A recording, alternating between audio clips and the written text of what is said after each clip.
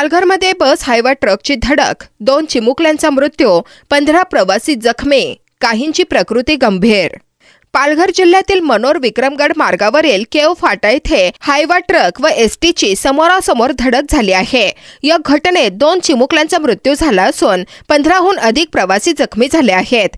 जखमींपैकी काहींची प्रकृती गंभीर आहे, त्यामुळे मृतांचा आकडा वाढण्याची शक्यता आहे। जखमींमध्ये बस चालकाचाही समावेश आहे। जखमींवर मनोर येथील रुग्णालयात उपचार सुरू आहेत। स्थानिक खासदार राजेंद्र गावित यांनी या घटनेची माहिती मिळताच घटनास्थळी धाव घेतली। त्यांनी जखमींना खासगी वाहनातून रुग्णालयात पाठवण्याची सोय केली, त्यामुळे जखमींना वेळेवर औषधोपचार मिळण्यास मदत झाली।